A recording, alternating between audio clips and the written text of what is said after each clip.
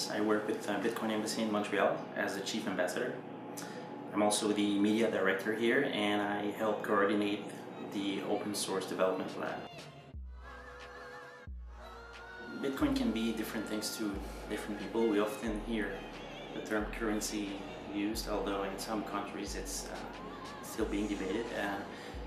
It can be used as a method of payment, so you can send money using Bitcoin, and it can also be used as a form of currency, so you can exchange Bitcoin for physical goods and services. And it can also be used as a form of, for trading. It's built with free open source software, and as such it also has been built around the internet network. And when you're trading, then that's one of the biggest advantages. When you're using Bitcoin, you can send an amount to anywhere in the world. If you think about how email changed printed communications, then going from printed to electronic, then you can communicate with any place in the world in a matter of minutes or seconds. Then that's how efficient Bitcoin has made using money. You're using technology and mathematics that have been around for quite some time now, but mechanisms that we know can be transferred to that, or can be implemented with that in a much more efficient way. Well, the anonymity of it has been, I think, misunderstood quite a bit. The fact is, compared to the banking system, where you know that most people have a bank account but you don't know how much they have, Bitcoin is the other way around. You pretty much have access to everyone's account and balances and where the money or Bitcoin is coming from or going to, but you don't know who those accounts belong to unless someone publishes their address on the internet or somewhere. There's physically and basically no way to know which address it belongs to. Of course, if you're using this to transfer money, then somehow you need to deal with a bank or with an individual somewhere, and that's where sometimes you can find out who's using Bitcoin at any given address. So when people say it's anonymous, it's as anonymous as your precautions to make it remain anonymous and untied to your physical identity. And the fact is, you can do this with any kind of currency or money or transfer method. And when you have a technology that is so efficient to make you move money or value around, then of course it's bound to be used for people that start illegal activities, and we can't do much about that. I mean, it's the same you can do with regular currency, and really, because it's used as a way to transfer money and value, of course it's going to be the target of more sophisticated attacks. And as time goes on, we have seen that in the past couple of years, it's really, prevailing despite all of that. The Bitcoin Embassy is a non-profit, and as such has three different missions. So one of them is to provide a friendly and open space for people to come in and exchange experiences and knowledge with other Bitcoiners. At the same time, we're trying to, we're going to launch a physical store downstairs at the first floor. Sometime around the end of this year, we hope to offer a place where people can come by and have lunch, coffee. At the same time, learn about the latest developments in Bitcoin. There's going to be an educational space. And we also have a hacker space and a meetup space that we dedicate every month and every couple times a week to providing workshops and meetups. So the embassy is also spearheading a startup incubator where we try to identify the promising new projects using Bitcoin in a creative way. And I think it's a combination of trying to build a community and also focusing on Canada and Montreal especially as places where we want really Bitcoin to become the next big thing. If you look at the map, there's a website called coinmap.org that actually shows real businesses exchanging real goods and services for Bitcoin, and it's growing every week. I think there's something like 50 to 80 new businesses being added there every week. But what we're looking at now is new services that are using this efficiency and this new way of looking at things. And instead of waiting for days or hours for a transaction to happen, then you're waiting only minutes, or it happens real time. I would say there's 3 ways to get Bitcoin, or probably more, but these are the basic ones. First of all, you can be mining Bitcoin.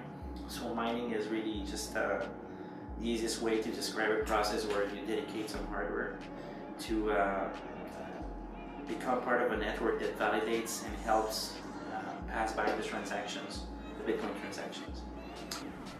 What also happens when you're sending around transactions is you can attack the transaction fee. And so that would be the second way to be rewarded for being part of this network. And if your transaction fee is higher or lower, that will determine if it's treated in higher priority or not. And so that's another way to, I would say, monetize around Bitcoin. And third way is really everything else. So when you're saying you're buying or selling Bitcoin, you're really entering a transaction that is very much like a currency exchange for any other currencies, except Bitcoin is not recognized as an official currency yet. And then from there you can actually decide as a group that you're assigning some value to it and buy things. So right now on the internet there's no limit to what you can buy with this. I've seen real estate and cars. So the high ticket value items are already available for for Bitcoin trade. And the easiest, I would say, is services, because you don't have to ship anything around, and you're actually providing a way for people in other countries that don't have access to regular financial system to actually get payments. So WordPress.com, for example, is a huge blogging service based on WordPress, the free open source software for bloggers, that very early on decided they would take Bitcoin as a payment system because they wanted to give access to WordPress.com to everyone without regards to their physical location. Right, so first and foremost, the fact that it's based on free open source software. And what this means is that you can look at the source code and you can share it, modify it, improve on it. And by the license, you're actually obligated to do so. And so it's a way for the code to improve and to remain secure. Because the internet network has been around for a few years now, quite some time. There is now a feeling of being always connected for many people, and not just technical people. And so it's much easier to also have this kind of technology reach everyone and anyone, including businesses and their customers. So this is another place where typically you would only see financial experts and technical people involved in this kind of venture. Now you see that pretty much everyone can tackle it, and it's really accessible to anyone. So we're going to be setting up a Bitcoin wallet here on an Android tablet. This is basically a regular Nexus 7 tablet, and what I'm doing here is I'm using F-Droid, which is it's kind of a Play Store or App Store application for Android that lets you install free open source software. You can do this from Google Play, but one of the ways that we suggest people to install free open source software is by using F-Droid on Android. In this case, so we're going to be using a Bitcoin wallet, which is a free open source software, and we'll just install the latest version. And it's important to read the permissions that the application is asking for. And if you agree with this, then once you install the application, really you're ready to go. What this does is generate a key pair, so public key and private key. And the public key is what we see here, is this QR code that gives access to this string of characters and numbers. And when you're here, then basically you have everything you need to deal with Bitcoin. So what we're going to do is initiate a transaction to send some money to this wallet, and I need to make sure that the QR code is visible here, and we're going to take another device that I prepared here in advance. So from my phone here, I have this exact same setup, and what I need is to actually bring up the camera and scan the QR code. And once I have the QR code, I can decide what amount I want to send, and let's send 25 cents here. Okay, and if we look at the other device, the money has been sent and the transaction is there. So the reason it's grayed out is it takes a few confirmations for the application to confirm that the funds are here, but basically at this point the transaction is irreversible, and you can assume that you're going to have the money or the Bitcoin in your account. You can actually also change the currency. So if you're traveling, it's easier for you. For example, here in Canada, we set it as default to Canadian funds, and then we have the exchange rate. So we just sent 25 cents.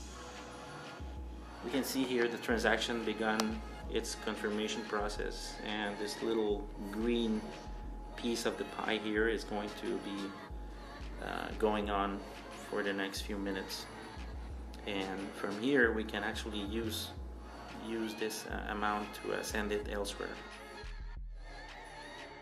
Regarding the future of Bitcoin, well, it's pretty difficult to predict anything, but what we're seeing here is that people understand that even something that we thought was already decided for us and was already final, such as the financial system, can actually benefit and can be improved with technology. If you think about it, some financial transactions still are happening the same way they did 30, 40, or 50 years ago. And there's no really a good justification for the delays that we see. And Bitcoin, if anything, will start that conversation and will spearhead some efforts in that direction.